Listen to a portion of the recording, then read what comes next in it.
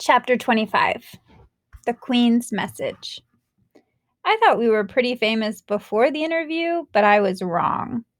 It was only after we became headline news that I found out what being famous was really like. Wherever we went, Tom and Michael and Josie and Amit and I were waved at and smiled at and patted on the head and given thumbs up by lots of people we didn't know. People at the bus stop and on the street would run up to us and say things like, God bless you, and we all behind you, Amit. And I just signed the petition. Parliament's going to listen to us. You'll see. Even Mr. Banik, who owned the newspaper stand near the school bus stop and was famous for hating children, ran out whenever he saw us and gave us each a chocolate egg for free. And not just for one day, but for a whole week. But as exciting as it was to be famous and to be friends with the most famous refugee boy in the world, what happened a few days later was even more surprising. On Wednesday morning, just 6 days after we had done the interview, we arrived at school ready to play soccer, but couldn't find Ahmet anywhere on the playground.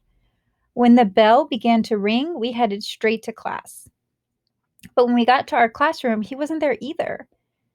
Neither was Miss Himsey. He's probably just late, Josie shrugged as we sat down. But Ahmet was never, ever late.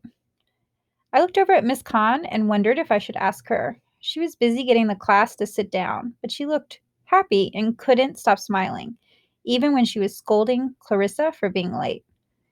After taking attendance, Miss Khan said that Miss Bourneville was going to take first period today, as she had something to do.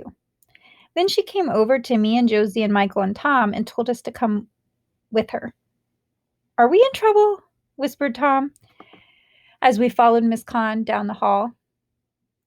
But we haven't done anything, have we? Whispered Josie. I didn't say anything. Michael and I just looked at each other. Miss Khan knocked on Miss Sanders' door and waited for a come in before she pushed it open. The first person we saw was Ahmet. He was perched on his chair, his face looking surprised and serious and happy, all in one go. Sitting on one side of him was Miss Himsey, whose cheeks were pinker than I had ever seen them. And on the other were two men. They each gave me a wide smile. For a moment, I couldn't remember how I knew them, and then Tom gave a gasp. It's the Queen's Guards, he cried out, punching me on the arm. He was right. They really were the Queen's Guards, except they were dressed in suits and didn't look so giant because they weren't wearing their tall black hats. As we walked in, they stood up and gave us a salute. Josie squealed in delight, and Michael was so excited that he shook hands with both of them at the same time. I looked over at Ahmet, who, on seeing that we knew the guards, was now smiling at them fully. Come in, said Miss Sanders, waving us to our seats and peering over her glasses at us. Children, these gentlemen have a very special message to give you. We certainly do, said Second Lieutenant Kungu. It gives me great pleasure to present you with this very special message from Her Majesty, the Queen. He took an envelope from inside of his coat and held it up. And seeing as how the greatest idea in the world was your idea, how about you open this? He asked as he held the envelope out to me. It was large and square and cream-colored and had the curliest writing on it I had ever seen. As I took it, everyone crowded around me to stare at it. I turned it over. On the back was a large blob of red candle wax.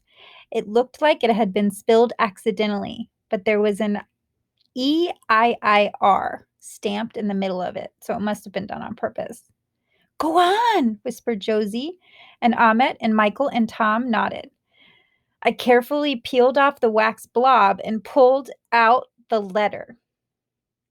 The writing was so curly and scratchy, and I was so nervous that I couldn't read the words. Seeing me struggle, Miss Khan came and stood behind me. I gave her the letter so that she could read it out loud instead.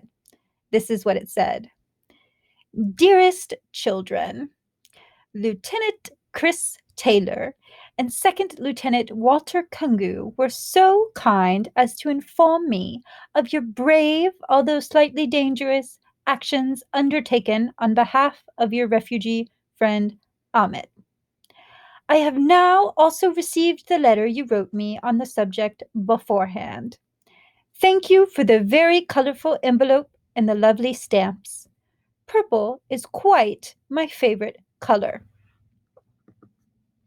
I was very sorry to hear of Ahmet's plight. I have heard of many little boys and girls like him.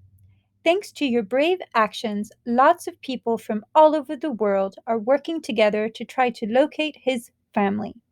I know they will all be trying their very best, and I look forward to hearing of their safe arrival to the United Kingdom, or Queendom, as you so nicely put it, soon. My lieutenants tell me that you had brought tea and cookies and gifts in the hopes of sharing them with me. That was a lovely idea.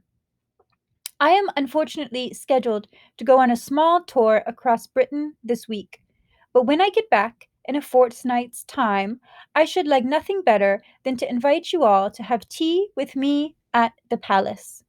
Until then, I must ask that you please do not go running after any more of my soldiers. It was awfully dangerous, and I am most relieved that you were not hurt. Any letter addressed to me will always reach me, and I do like to receive mail, especially one so beautifully decorated and written with such care. With my fondest, best wishes, Elizabeth R., 92 years old.